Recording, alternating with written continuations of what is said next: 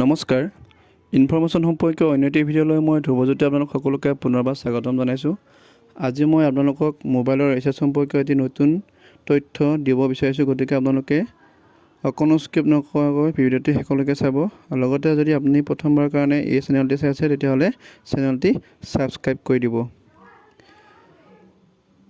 Try the telecom regulatory authority of India অৰ্থাৎ ভাৰতীয় telecom নিয়ামক কৰ্তৃপক্ষই মোবাইল ফোনৰ চিম কাৰ্ডৰ বৈধতাৰ সৈতে জড়িত এটি নতুন নিয়ম উলিয়াইছে আৰু যিটো নিয়মে সকলো মোবাইল ফোন ব্যৱহাৰকাৰীসকলক যথেষ্ট সকাহ প্ৰদান কৰিছে। বৰ্তমান সময়ত আপুনি যদি এয়াৰটেল চিম এখন ব্যৱহাৰ কৰি আছে তেতিয়াহ'লে আপুনি নিশ্চয়কৈ গম পায় যে চিমখনৰ ৰিচাৰ্জ শেষ হোৱাৰ লগে লগেই আউটগয়িং কল বন্ধ কৰি দিয়ে।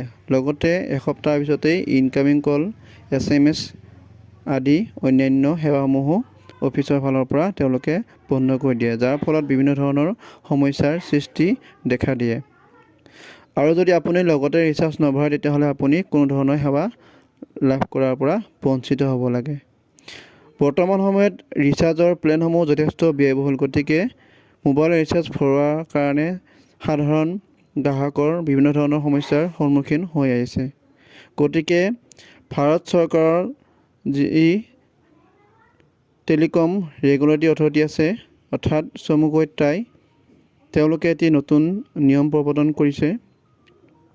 ট্ৰাই গাইডলাইন অনুসৰি এতিয়াৰ পৰা জিঅ' এয়াৰটেল BSNLৰ চিম কাৰ্ডসমূহ অধিক সময়ৰ বাবে ৰিচাৰ্জ নকৰাকৈ থাকিলেও সক্ৰিয় হৈ থাকিব।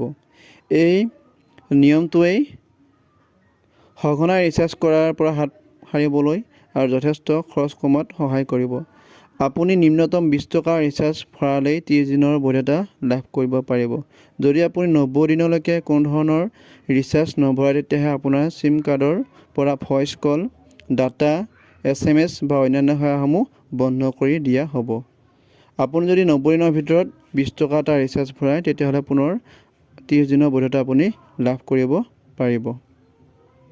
কোনো ধৰণৰ ৰিচাৰ্জ নোহোৱাকৈ আপুনি আপোনাৰ মোবাইলৰ চিমখন 90 দিন সক্ৰিয় হৈ থাকিব এই নিয়ম অনুসৰি। লগতে 90 দিনৰ পিছতহে আপোনাৰ চিমখনৰ সংযোগ বা সেৱাসমূহ বিচ্ছিন্ন কৰি দিয়া হ'ব। গতিকে আপুনি এতিয়াৰ পৰা মাত্ৰ 20 টকাতেই ৰিচাৰ্জ কৰি আপোনাৰ মোবাইল আপুনি ব্যৱহাৰ কৰিব পাৰিব। এইটো নিশ্চয়কৈ আমাৰ কাৰণে এটি গুৰুত্বপূৰ্ণ খবৰ। ভিডিঅ'টি শেষলৈ চোৱাৰ কাৰণে সকলোকে পুনৰবাৰ ধন্যবাদ জনাইছোঁ।